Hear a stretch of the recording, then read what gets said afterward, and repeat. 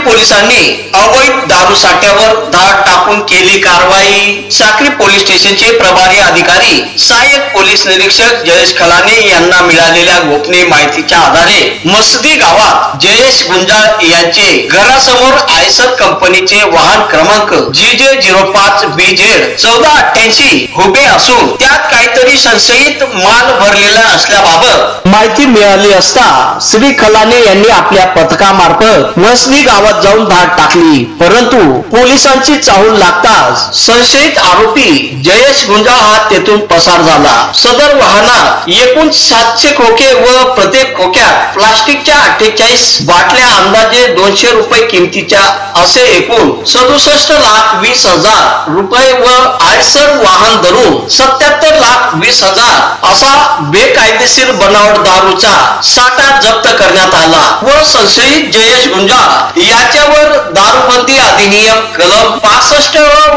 65E प्रमाणे गुन्हा दाखल करण्यात आला आहे। सदरची कारवाई पोलीस अधीक्षक श्रीकांत दिवरे, अपर पोलीस अधीक्षक किशोर काळे, उपविभागीय पोलीस अधिकारी संजय बांबळे यांच्या मार्गदर्शनाखाली सहाय्यक पोलीस निरीक्षक जयेश खलाने, सहाय्यक पोलीस निरीक्षक Anil Bagul, police sub inspector Prasad Rondal, Raju Jadhav, Sanjay Patil, Sanjay Sirsat, Umesh Chavan, Tushar Jadhav आदींनी केली आहे।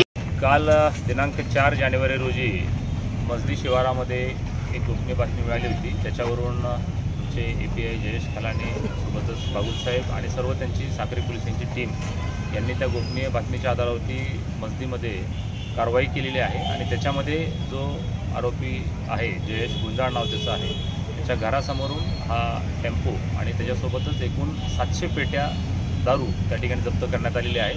याची मुद्देमालाचीच किंमत एकूण 67,20,000 रुपये आणि टेम्पो 10 लाखाचा, अशा पद्धतीने एकूण 77,20,000 रुपये किमतीची दारू त्या ठिकाणी जप्त करण्यात आलेली आहे। आता याच्यामध्ये पुढील तपास आम्ही करत आहोत, त्याच्यामध्ये गुन्हा दाखल आहे।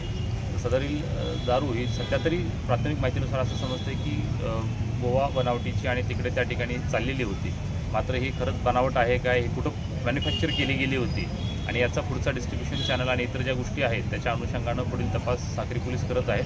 त्यांच्या या मोठ्या कामगिरीबद्दल मी त्यांचं कौतुक करतो आणि त्यांची जी पूर्ण टीम आहे त्या टीमला देखील त्या ठिकाणी रिवॉर्ड देण्याचे या निमित्तानं जाहीर करतो।